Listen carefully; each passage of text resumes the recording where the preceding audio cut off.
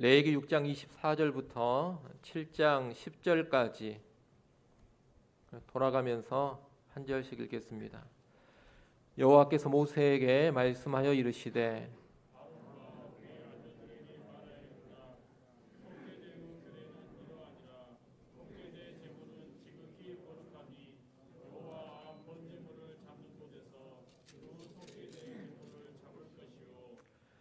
죄를 위하여 제사 드리는 제사장이 그것을 먹되 곧 회막들 거룩한 곳에서 먹을 것이며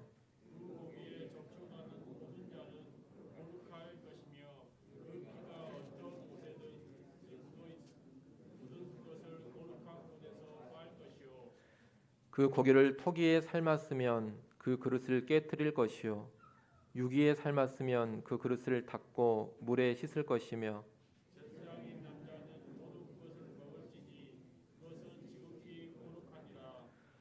그러나 피를 가지고 회막에 들어가 성소에서 속죄하게 한 속죄제 제물의 고기는 먹지 못할지니 불사를지니라.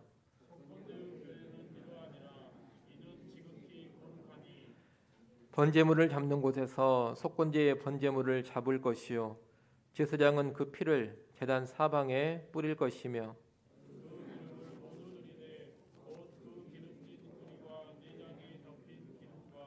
두 콩팥과 그 위에 기름 곧 허리 쪽에 있는 것과 간에 덮인 꺼풀을 콩팥과 함께 떼어내고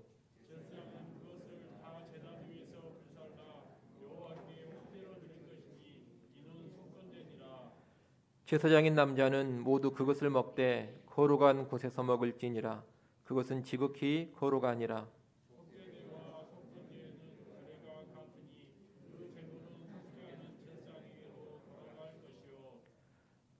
사람을 위하여 번제를 드리는 제사장 곧 그 제사장은 그 드린 번제물의 가죽을 자기가 가질 것이며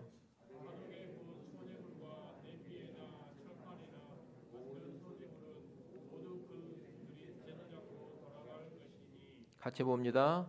소제물은 기름 섞은 것이나 마른 것이나 모두 아론의 모든 자손이 균등하게 분배할 것이니라. 아멘. 오늘 우리가 읽은 본문은 속죄제와 속건제의 추가 규정을 말하고 맨 뒷부분에 번제와 소제의 추가 규정을 짤막하게 언급하고 있습니다. 오늘 본문에 나오는 추가 규정들은 제사드린 제물, 제사드린 예물을 어떻게 처리해야 하느냐 이것을 중점적으로 다루고 있는데 그 핵심은 제사장에게로 돌아가는 목, 달리 말하면 제사장의 분깃입니다. 아울러 이 제물을 처리하는 과정에서 철저하게 거룩을 지켜야 한다는 것도 오늘 규정에서는 잘 보여주고 있습니다. 오늘은 우리가 두 가지 방금 말씀드린 제사장의 분깃 그리고 거룩을 철저히 지켜야 한다 이 두 가지 점에 집중해서 본문 말씀을 보도록 하겠습니다. 첫째로 제사장의 분깃에 관한 내용입니다. 오늘 본문 6장 24절부터 30절까지는 속죄제 제물을 처리하는 법과 연관해서 제사장의 분깃을 말하고 있습니다. 우리가 이 내용을 보기에 앞서서 속죄제를 다시 한번 복습해 볼 필요가 있겠습니다. 화면을 한번 보십시오. 우리가 전에 이 속죄제에 관해서 한번 쭉 살펴봤습니다. 전에 배웠던 것처럼 이 속죄제는 속죄 대상에 따라서 제물이 달라집니다. 제사장이나 온 회중의 죄를 속죄할 때에는 가장 비싼 제물인 숫송아지를 제물로 드려야 합니다. 족장의 죄를 속죄할 때에는 그 다음으로 비싼 제물인 순념소를 제물로 바칩니다. 그리고 평민의 죄를 속죄할 때에는 순념소보다 가치가 덜한 암염소나 암양을 속죄제 제물로 바칩니다. 이것이 일반적인 속죄제입니다. 물론 예외적으로 가난한 사람의 경우에는 비둘기 2마리로 속죄제를 드릴 수도 있었고 정말로 가난한 극빈자의 경우에는 밀가루를 가지고서도 속죄제를 드릴 수는 있었습니다. 하지만 이런 것은 예외적인 경우이고 일반적인 경우에는 숫송아지, 순념소, 암염소나 암양이 속죄제의 제물입니다. 이 속죄제는 제물의 차이만 있는 것이 아니라 속죄제물의 피를 처리하는 방식에도 차이가 있습니다. 제사장이나 온 회중의 죄를 속죄할 때에는 수송아지를 제물로 바치는데 그 수송아지의 피를 성소 안으로 가지고 가서 향단 앞에 뿌리고 또 향단 뿔에도 바릅니다. 그리고 남아있는 피를 성막 밖으로 가지고 와서 성막 뜰에 있는 번제단 아래에 붓습니다. 이 제물의 피를 성소 안의 향단 그리고 성소 밖의 번제단 이렇게 두 군데에서 처리를 하는 겁니다. 이렇게 하는 것은 제사장이나 온 회중의 죄가 족장이나 평민의 죄보다 훨씬 더 심각한 것으로 간주되었기 때문입니다. 훨씬 더 심각한 죄악이기 때문에 훨씬 더 진중하게 이 피를 처리하는 겁니다. 그에 비해서 족장이나 평민의 죄를 속죄할 때에는 제물의 피를 성소 안으로 가지고 들어가지는 않습니다. 성소 밖 성막 뜰에 있는 번제단 뿔에 제물의 피를 바르고 남은 피는 번제단 밑에 붓습니다. 이렇게 피를 처리하고 나서 번제단에 이 제물의 일부분을 불태워 드리는데 어떤 부분을 불태워 드리느냐? 제물의 기름과 두 콩팥 그리고 간 껍풀을 불태워 바칩니다. 그리고 나서 제물의 남은 부분은 어떻게 처리를 하느냐? 제사장과 온 회중의 속죄 제물인 수송아지는 진 밖으로 가지고 나가서 전부 다 태웁니다. 그러나 족장과 평민의 속죄 제물인 순념소나 암염소, 암양은 제사장들이 그 고기를 먹음으로 처리를 합니다. 우리가 오늘 읽은 본문 레위기 6장 24절부터 30절까지 말씀은 바로 이 속죄제 제물을 먹는 문제와 연관된 규례들입니다. 26절 말씀에 보게 되면 속죄제를 드리는 제사장이 속죄제 제물을 먹어라 그렇게 말씀하고 있습니다. 근데 먹을 때 어디에서 먹으라고 하느냐? 거룩한 곳에서 먹어라 그럽니다. 회막들 거룩한 곳에서 먹어라 하는데 이것은 성막 밖으로 가지고 나가서 먹으면 안 되고 꼭 성막 안에서만 먹어야 한다 이런 뜻입니다. 29절에 보면 이 제물 고기를 속죄제를 주관한 그 제사장만 먹는 것이 아니라 제사장인 남자는 모두 다 그 속죄제의 고기를 먹어라 그렇게 말씀합니다. 다시 말하면 속죄제 제사를 집례한 한 명의 제사장이 있을 텐데 그 한 명의 제사장만 속죄제의 고기를 먹는 것이 아닙니다. 모든 제사장 남자가 그 속죄제의 제물을 나누어 먹으라는 겁니다. 30절 말씀은 먹어서는 안 되는 속죄제의 제물입니다. 앞에서 본 것처럼 성소 안까지 들어가서 피를 처리한 속죄제 제물은 진 밖에서 다 불태워야 합니다. 그 제물은 먹어서는 안 되는 것입니다. 성소 안까지 들어간 제물은 제사장과 온 회중의 죄를 처리한 경우인데 좀 전에 말씀드린 것처럼 이 경우는 아주 심각한 죄로 간주가 되어서 속죄제를 드린 그 고기가 완전히 부정한 것으로 여겨집니다. 그래서 이 제물은 제사장도 먹을 수가 없고 진 밖에서 완전히 다 불태워 버려야 하는 겁니다. 그러나 다른 속죄 제물은 부정의 강도가 그렇게 크지 않아서 제사장들이 성막 뜰에서 나누어 먹음으로 처리를 하는 겁니다. 7장 1절부터 7장 7절까지는 속건제 제물을 처리하는 규정입니다. 이 속건제 역시 우리가 5장과 6장에서 쭉 배웠습니다. 그런데 이 5장과 6장에서는 어느 때에 속건제를 드리고 또 속건제 제물로 무엇을 바치느냐 그것만 다루었습니다. 오늘 본문에서는 그 속건제 제물을 처리하는 구체적인 규정을 알려주고 있습니다. 이 속건제는 배상을 수반하는 제사다 그렇게 말씀을 드렸는데 속건제 제물로는 언제나 흠없는 순양만이 사용됩니다. 가격의 차이는 있겠지만은 항상 속건제 제물은 순양입니다. 7장 2절부터 5절까지 말씀을 보면 이 순양을 잡아서 그 피를 번제단 사방에 뿌려라 그렇게 말씀하고 있습니다.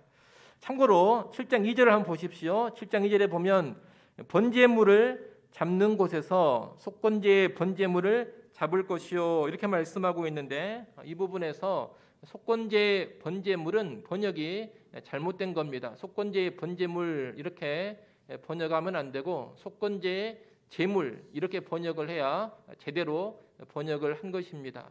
참고로 그것도 여러분이 알아두시면 좋겠습니다. 이 순양의 피를 이렇게 번제단 사방에 먼저 뿌린 후에 그 다음으로 순양의 기름과 두 콩팥 그리고 간 껍풀을 제단에 불살라서 바칩니다. 그리고 나면 상당량의 고기가 남게 되는데 이 남은 고기 역시 속죄제 제물처럼 제사장들이 성막 뜰에서 먹습니다. 7장 6절 말씀을 한번 보십시오. 7장 6절 같이 한번 읽어보겠습니다. 제사장인 남자는 모두 그것을 먹되 거룩한 곳에서 먹을지니라. 그것은 지극히 거룩하니라. 아멘. 모든 제사장들이 속건제의 제물을 나누어 먹으라는 겁니다. 7절 말씀에 보면 속건제와 속건제 규례가 같다 그럽니다. 이 말은 제물을 먹고 처리하는 규례가 똑같다는 것입니다. 거룩한 제사장들만 제물을 먹어야 하고 성막 뜰에서만 먹어야 한다는 겁니다. 7장 8절 말씀은 번제와 연관된 추가 규정입니다. 어떤 규정이냐? 번제로 바치는 제물의 가죽은 그 번제를 주관하는 제사장이 가지라는 겁니다. 이 번제는 아시는 것처럼 제물의 가죽을 벗기고 모든 부분을 다 불태워서 바치는 제사입니다.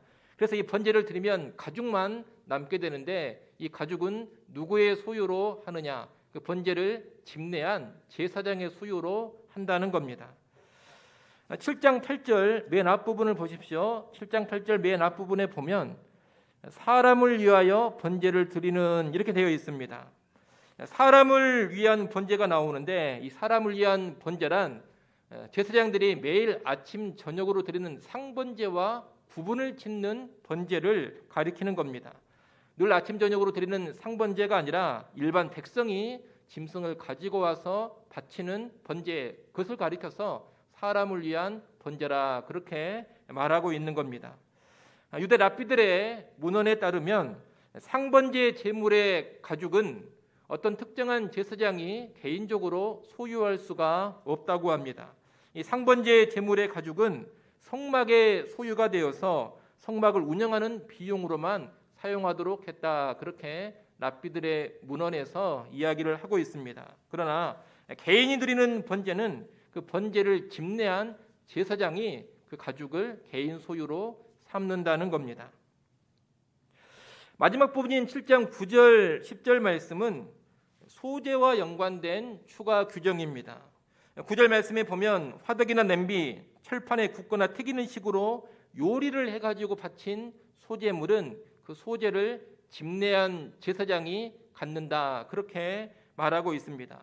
요리에서 드린 소제물은 그 소제를 주관한 제사장의 음식, 그 제사장의 소유가 되는 겁니다. 그런데 이어지는 10절에 보면 그 외의 소제물, 다시 말해 기름 섞은 것이나 마른 것은 아론의 모든 자손이 균등하게 분배하라 그렇게 명하고 있습니다. 여기서 말하는 기름 섞은 것이나 마른 것은 요리를 하지 않고 밀가루 그 자체로만 드리는 소제를 가리키는 겁니다.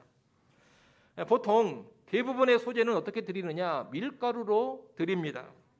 극히 작은 분량만 요리를 해서 소제로 드리게 됩니다. 그런데 요리해서 드리는 그 작은 양의 소제는 그 소제를 집례한 제사장 개인의 음식으로 삼는데 밀가루로 드리는 대부분의 소제의 예물은 모든 아론의 자손들, 모든 제사장들이 균등하게 나누어 가지라는 겁니다.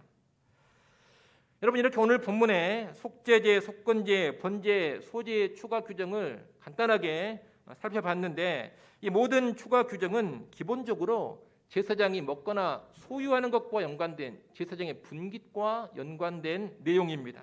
하나님은 하나님 자신에게 바쳐진 제물의 상당한 부분을 제사장의 음식, 제사장의 수요로 허락해 주시는 겁니다. 이 내용에 관해서는 우리가 지난 시간에 충분히 살펴봤습니다. 교회는 전임 사역자들, 풀타임 사역자들의 생계를 충분히 보장해 줘야 한다. 그렇게 말씀을 드렸습니다. 또 아울러 사역자들은 하나님께서 자기의 필요를 채우실 것을 믿고 살에 연연하지 않고 사역해야 한다. 이런 내용도 말씀을 드렸습니다. 이런 내용들은 지난 시간에 이미 충분히 말씀을 드렸기 때문에 오늘 다시 언급하지는 않겠습니다. 다만 오늘 본문에서 이 제사장의 분깃과 연관해 우리가 주목해서 봐야 할 것이 하나 있습니다.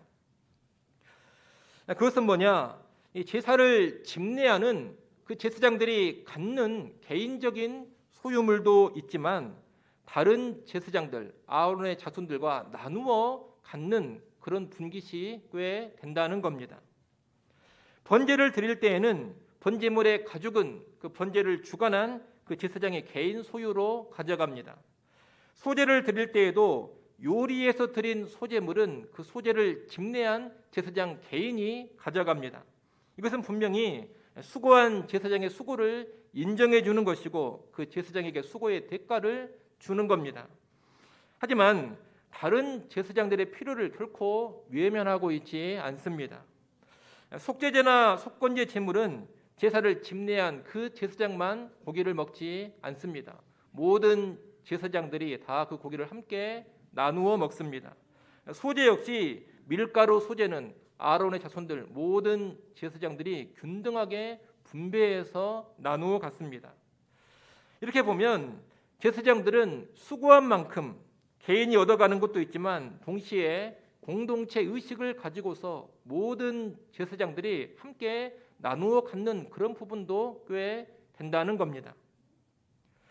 우리는 오늘날 이 규례를 잘 기억해야 될 필요가 있겠습니다. 하나님이 구약 제사 연간에서 명령하신 규정인데 오늘날 교회와 목회자들도 유념해야 될 원칙이 원리가 이 안에 담겨져 있는 겁니다. 큰 교회를 담당하는 목회자들이 수고하고 일한 만큼 사례를 더 받고 대우를 더 잘 받는 것은 그것은 마땅한 일입니다. 분명 오늘 본문에서도 제사장이 수고했으면 그 수고한 제사장이 개인적으로 받아가고 개인적으로 받아 누리는 것이 분명히 있습니다. 그렇기 때문에 큰 교회를 담당하면서 더 많은 일들을 하게 되고 더 수고롭게 일하는 사역자들 또 큰 차원에서 일하는 사역자들이 수고하고 일한 만큼 사례를 더 많이 받고 대우를 잘 받는 것을 가지고 뭐라고 할 것은 아닙니다. 거기에 대해서 왈가불가할 그럴 필요가 없다는 겁니다. 수고를 더 많이 하고 사역을 더 많이 하는 사역자들은 더 많은 사례를 받는 것이 합당합니다. 일한 만큼 수고한 만큼 받게 해야 합니다. 하지만 그 원리만 있지가 않습니다. 또 무슨 원리를 하나님은 말씀하셨느냐? 다른 사역자들과 함께 나누는 원리를 분명히 가르쳐 주셨습니다. 큰 교회를 담임하는 사람들은 작은 교회 목회자들이나 미자립 교회 목회자들과 나눌 줄을 알아야 합니다. 어떤 사역자는 돈이 넘쳐나가지고 주체할 줄을 모르고 아주 화롭게 살아가는데 또 어떤 사역자는 끼니를 걱정할 정도로 살아가는 그런 모습이 있어서는 결코 안 된다는 겁니다. 모든 사역자가 똑같은 사례를 받고 똑같은 대우를 받을 필요는 없습니다. 하나님은 그런 기계적인 균등을 요구하시는 분이 아닙니다. 그러나 생계 보장이 되지 않는 그런 사역자, 그런 목회자가 존재해서는 안 된다는 겁니다. 기본적인 생계 유지는 모든 사역자가 다 할 수 있도록 해야 합니다. 그것이 오늘 본문에 제사장의 분깃에 관한 규정이 가르쳐주는 중요한 원리입니다. 그 어떤 사역자를 하더라도 기본적인 생계조차 위협을 받아서는 안 된다 이겁니다. 이 문제는 오늘날 어느 한 개교회가 처리할 수 있는 그런 문제는 아닌 것 같습니다. 교단이나 총회 차원에서 처리해야 될 문제입니다. 실제로 우리 교단에서도 미자립 교회 목회자들의 기본적인 생계 보장을 위한 대책을 세워가고 있습니다. 교단에 속한 교회들이 서로 재정을 좀 나누고 또 후원을 할 때도 이 후원이 특정한 한 사람, 특정한 한 교회에만 몰리지 않도록 고르게 분배하도록 하는 그런 대책을 마련하고 있습니다. 이것을 통해서 모든 교단에 속한 목회자들이 기본적인 생계는 유지할 수 있도록 지금 해 나가려고 하는 겁니다. 그런 대책이 잘 세워져야 하겠습니다. 그런 대책이 잘 세워지는 것이 하나님의 마음에 합당한 모습이기 때문입니다. 그리고 적절한 대책이 세워진다면 우리 교회도 최대한 협력을 해야 할 것입니다. 아울러 한 지역교회 차원에서도 이 원리를 잘 기억하고 적용할 수 있는 것들이 분명히 있습니다. 한 지역교회 차원에서는 그 교회 안의 교역자들을 잘 돌아봐야 합니다. 일단 교역자에 따라서 그가 일한 만큼, 수고한 만큼 사례를 줘야 할 것입니다. 하지만 그와 더불어 혹시라도 생계 자체가 힘든 교역자가 있지는 않는가 세심하게 살펴야 합니다. 생계가 막막한 교역자가 교회 안에 존재해서는 안 됩니다. 그런 교역자가 있다면 다른 교역자의 사례를 좀 줄이더라도 어떻게든 대책을 세워줘야 할 것입니다. 또 사례를 좀 더 많이 받는 사역자가 자발적인 나눔을 통해서 다른 힘든 사역자의 필요를 채워주기도 해야 할 것입니다. 그것이 오늘 본문에서 가르치는 나눔의 원리를 잘 실현하는 모습이라고 말할 수가 있겠습니다. 여러분 이런 내용을 꼭 기억하시기를 바랍니다. 이 원리를 잘 기억하시는 가운데 사역자들이 수고한 만큼 대가를 받게 하되 더불어 모든 사역자들이 기본적인 생계는 반드시 보장받을 수 있는 그런 교회, 그런 공동체로 세워갈 수 있기를 간절히 소원합니다. 두 번째로 볼 것이 거룩을 철저히 지키는 것입니다. 오늘 본문에 보면 속죄제나 속건제 제물은 지극히 거룩하기 때문에 정해진 곳인 여호와 앞 번제물을 잡는 곳에서만 잡아라 그렇게 명하고 있습니다. 그리고 속죄제나 속건제 제물은 어디에서만 먹으라고 하느냐? 아무 데서나 먹을 수 있는 게 아닙니다. 회막들 거룩한 곳에서만 먹으라 그럽니다. 성막 안에서만 먹어라 이 말입니다. 또 속죄제나 속건제 제물은 누구만 먹을 수가 있느냐? 거룩한 제사장만 먹을 수 있다고 합니다. 6장 27절 상반절을 한번 잠깐 보십시오. 6장 27절 상반절에 보면 속죄제 고기와 연관해서 그 고기에 접촉하는 모든 자는 거룩할 것이며 이렇게 되어 있습니다. 이 말은 고기에 접촉하면 거룩하게 된다 이런 의미가 아닙니다. 고기에 접촉하는 자는 거룩한 자여야 한다 이런 뜻입니다. 다시 말하면 거룩한 제사장들만이 이 고기를 먹을 수 있다 이런 뜻입니다.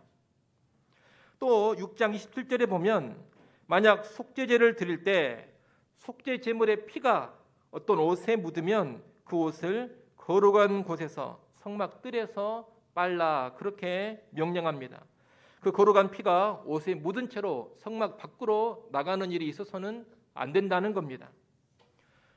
또 6장 28절에 보면 속죄제 고기를 제사장들이 먹게 되는데 이제 먹으려면 생고기이기 때문에 삶아야 하지 않겠습니까? 고기를 삶아서 먹는데 그 고기를 토기에 흙그릇에 삶았으면 그 그릇을 깨트리라고 합니다.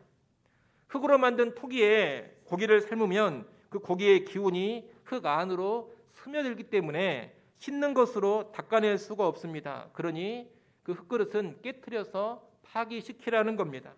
그러나 이 유기는 녹그릇을 말하는 겁니다. 유기 녹그릇에 고기를 삶았으면 스며드는 것이 없기 때문에 단순히 그 그릇을 닦고 물에 씻기만 하면 된다 그렇게 말씀합니다. 속죄제 고기를 삶은 그릇들을 이렇게 처리하는 것은 다른 이유가 아닙니다. 그 고기가 지극히 거룩하기 때문입니다. 만약 거룩한 고기를 삶았던 이 그릇들이 그대로 다른 음식을 담는 용도로 사용이 되어지면 거룩한 것과 속된 것이 섞여버리게 됩니다. 이 섞인다라는 것은 거룩의 손상당함을 의미합니다. 그래서 그런 일이 아예 발생하지 않도록 흙으로 만든 토기는 깨트려 버리고 녹그릇인 유기는 깨끗이 씻어내라는 겁니다. 이렇게 하면 이 그릇을 통해서 거룩한 것과 속된 것이 섞일 일이 없게 되는 겁니다. 이 피와 그릇에 관한 처리는 속건제에도 동일하게 적용이 됩니다. 7장 10절에 보면 속죄제와 속건제의 규례가 같다 그렇게 말씀합니다. 그러니 속건제 제물의 피나 고기를 삶는 그릇 역시 속죄제와 똑같이 처리되는 겁니다. 여러분 방금 쭉 말씀드린 이런 규정들은 다 뭘 강조하는 것이냐? 거룩을 강조하는 겁니다. 반드시 지정한 장소에서만 제물을 도살해야 된다. 이 거룩한 고기는 반드시 성막 뜰에서만 먹어야 한다. 성막을 벗어나서는 절대로 먹을 수 없다. 또 거룩한 제물에 피가 옷에 묻는다면 반드시 성막들 안에서 그 옷을 빨고 나가야 한다. 피를 묻은 옷을 입은 채로 절대 성막 밖으로 나갈 수 없다. 또 거룩한 고기를 토기로 삶았다면 그 토기는 깨트려 버려라. 거룩한 고기를 유기에 삶았다면 깨끗이 닦고 씻어라. 이 모든 것들이 다 거룩을 강조하는 규정들이라는 겁니다. 하나님은 거룩한 것이 조금이라도 손상되기를 원하지 않으십니다. 거룩한 것이 속된 것과 접촉하는 것을 극도로 싫어하십니다. 그래서 그것을 각별히 주의하도록 이런 규정들을 주신 겁니다. 이런 규정들은 우리 여호와 하나님께서 거룩한 것에 대해서 지대한 관심이 있음을 가르쳐 줍니다. 거룩한 것은 반드시 철저하게 지켜져야만 한다. 거룩한 것은 절대로 손상되어서는 안 된다. 거룩한 것이 속된 것으로 침해를 받아서는 안 된다. 이것이 하나님의 뜻이요, 하나님의 원리라는 겁니다. 우리가 이러한 하나님의 뜻과 원리를 잘 안다면 오늘날 교회와 성도들도 이 거룩이라는 것을 철저하게 지킬 줄 알아야 할 것입니다. 거룩을 지키는 것과 연관해서 일단 하나님께 드리는 예배가 거룩해야 합니다. 오늘 본문의 제사는 오늘날의 예배의 예표가 되는 겁니다. 하나님은 제사를 드릴 때 철저하게 거룩이 지켜지기를 간절히 원하시고 엄하게 명령하고 계십니다. 그러니 오늘 교회가 하나님께 드리는 예배 역시 철저한 거룩이 있어야 한다는 겁니다. 예배가 거룩해야 한다는 것은 이 예배에 세속적이거나 속된 것이 들어와서는 안 된다는 겁니다. 예배는 언제나 구별된 거룩함으로 드려져야 합니다. 아무나 들어와서 예배를 인도하는 게 아닙니다. 합당한 자가 예배를 인도해야 합니다. 아무나 설교를 하는 게 아닙니다. 거룩하게 준비된 사람이 설교를 해야 하는 것입니다. 또 예배 시간에 세상의 유흥이나 오락거리 그런 것들이 결코 예배에 들어오지 못하도록 해야 합니다. 예배 시간에 트로트나 부르고 있어서는 안 되는 일입니다. 예배 시간에 세상 노래를 부를 수 없는 것이고 가요를 부를 수 없는 겁니다. 여러분, 이 말은 우리 신자들이 가요를 절대 불러서는 안 되고 트로트도 절대 불러서는 안 된다 이런 의미가 아닙니다. 여러분, 일상생활에서는 얼마든지 트로트를 부를 수 있고 가요를 듣고 부를 수 있습니다.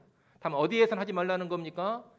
예배의 자리에서는 그런 것을 해서는 안 된다는 겁니다. 예배의 순서 가운데 트로트가 불려진다든가 세상 가요가 울려 퍼지게 해서는 안 된다. 그렇게 하면 뭐가 손상되는 겁니까? 예배의 거룩함이 손상이 되는 겁니다. 구별이 사라져버린다 이 말입니다. 또 예배 시간에 거룩한 하나님의 말씀이 선포되지 않고 그저 세속적인 인간의 철학이나 인간의 학문이나 인간의 사상이 강론되게 해서도 안 됩니다. 교회의 설교가 그저 무슨 인문학 강의 수준이 되어서는 안 된다는 겁니다. 그렇게 돼버리면 거룩한 예배가 훼손을 당하는 겁니다. 거룩한 예배 시간의 강론은 철저하게 거룩한 하나님의 말씀만이 중심이 되어서 선포되어야 하는 겁니다. 예배자들도 그렇습니다. 예배자들 역시 분명히 구별된 거룩함으로 예배에 참석을 해야 합니다. 속된 마음으로 세상에 완전히 찌들어져 있는 그런 모습으로 예배에 참여할 것이 아닙니다. 그런 모습은 거룩한 예배를 훼손하는 겁니다. 자신을 정결하게 하고 회개할 것을 회개하고 온전히 준비된 상태로 거룩한 예배에 동참할 줄 알아야 합니다. 그래야지만 예배의 거룩함이 손상되지 않는 겁니다. 물론 오늘날 예배는 문이 활짝 열려 있어서 아무나 예배 시간에 참석할 수가 있습니다. 하지만 아무나 참석할 수 있도록 열려져 있기는 하더라도 내가 성도라면 이 예배가 거룩한 예배라는 것을 알고 정말로 잘 자기를 준비해서 예배할 줄 알아야 합니다. 아무런 생각 없이 아무런 준비 없이 그냥 되는 대로 예배 시간에 참석하는 게 아니라는 겁니다. 그런 모습은 예배의 거룩을 무시하는 모습이고 거룩한 예배를 손상시키는 행위가 되는 겁니다. 그렇기 때문에 여러분 개개인도 예배할 때 자신을 거룩하게 준비시키고 구별된 마음과 구별된 몸으로 예배 시간에 참여할 수 있기를 바랍니다. 예배만 그런 게 아닙니다. 거룩한 교회가 감당하는 사역 역시 거룩해야 합니다. 세상의 방법이나 철학을 교회가 사역을 잘해보겠다면서 무분별하게 따라갈 것이 아니고 성경 말씀대로 거룩하게 사역을 감당해야 합니다. 어떤 방법이 아무리 효과가 좋다고 하더라도 그것이 성경적으로 합당한가, 거룩한 방법인가를 언제나 먼저 따져봐야 합니다. 만약 성경적으로 부당하다면 그 어떤 좋은 효과를 낸다 하더라도 거룩한 방법이 아니기 때문에 교회는 사역에 동원하지 않습니다. 그런 방법을 쓰게 되면 효과와 상관없이 교회의 거룩이 손상당하기 때문입니다. 교회는 오직 성경의 원리대로만 사역함으로써 그 거룩함을 유지하는 겁니다. 이렇게 교회의 예배나 또 예배자들의 태도나 교회의 사역 이것만이 아니라 우리들이 일상의 삶을 살아갈 때에도 철저하게 거룩해야 합니다. 우리는 세상을 떠나 살지는 않습니다. 세상 속에서 살아갑니다. 하지만 거룩한 성도로서 구별된 삶을 살아가야 합니다. 세상 사람들의 생각과 가치관과 남다른 모습이 있어야 합니다. 인생의 꿈과 인생의 목표도 세상 사람들과 성도는 달라야 합니다. 세상 사람들과 함께 살아가지만 절대로 그들과 함께해서는 안 되는 일이 있는 겁니다. 그런 것을 알고 남다른 삶, 남다른 모습을 보여줘야 합니다. 그것이 거룩을 철저히 지키는 성도의 삶인 것입니다. 이것을 잘 보여주는 것이 고린도후서 6장 14절부터 18절까지 말씀입니다. 그 부분을 잠깐 한번 찾아보겠습니다. 고린도후서 6장 14절부터 18절까지 말씀 한번 보겠습니다.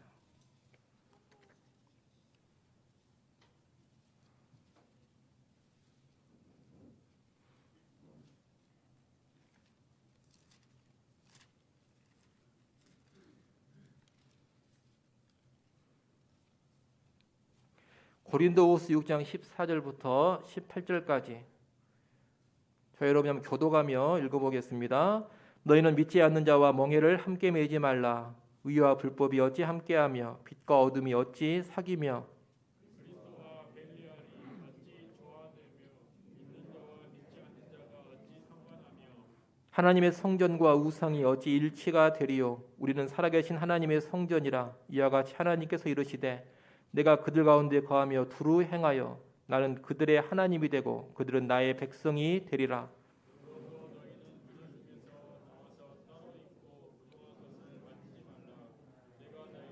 같이 봅니다. 너희에게 아버지가 되고 너희는 내게 자녀가 되리라. 전능하신 주의 말씀이니라 하셨느니라. 아멘. 우리가 방금 읽었습니다만 뭐라고 하나님께서 말씀하십니까? 의와 불법이 어찌 함께할 수가 있느냐? 빛과 어둠이 어찌 사귈 수가 있느냐? 그리스도와 벨리알이 어찌 조화를 이룰 수가 있느냐? 믿는 자와 믿지 않는 자가 어찌 상관하며 하나님의 성전과 우상이 어찌 일치할 수가 있느냐? 이렇게 말씀합니다. 동일시되어서는 안 된다는 겁니다. 확실하게 구별된 모습, 다른 모습이 있어야 한다는 겁니다. 그렇게 말씀하면서 그들 중에서 나와서 따로 있고 부정한 것을 만지지 말라, 그렇게 명합니다. 세상과 섞이지 않는, 혼합되지 않는 구별된 거룩을 하나님께서 요구하고 계시는 겁니다. 그러니 성도들은 이 세상 속을 살아가면서도 분명히 선을 그을 것은 선을 그어야 합니다. 끊을 것은 끊어야 하고 버릴 것은 버려야 합니다. 그러면서 철저한 구별, 철저한 거룩의 삶을 살아가야 하는 겁니다. 여러분, 우리 하나님은 거룩하신 하나님이십니다. 거룩하신 하나님은 거룩이 손상되는 것을 극도로 싫어하십니다.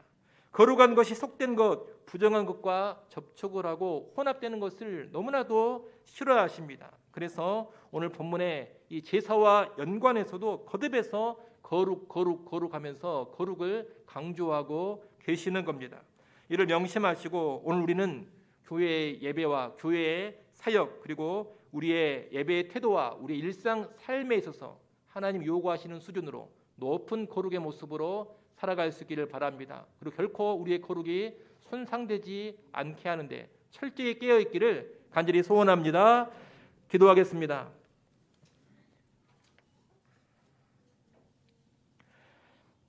하나님 아버지, 제사의 여러 가지 추가 규정들을 살펴봤습니다. 하나님께서 제사장들에게 수고한 대로 분깃을 주시되 다른 제사장들과 나누게 하심을 보았습니다. 오늘날 우리도 수고한 대로 사례를 받되 탐욕에 빠지지 않게 하시고 주변의 다른 사역자들을 돌아보고 함께 나누는 그런 교회, 그런 사역자들 되게 하여 주시옵소서. 또 우리 하나님께서 엄격하게 거룩을 요구하시며 거룩이 손상되는 것을 조금도 용납하지 않으심을 알고 오늘 우리의 예배와 사역과 삶이 온전히 구별된 거룩으로만 이루어지게 하여 주옵소서. 예수님의 이름으로 기도드리옵나이다.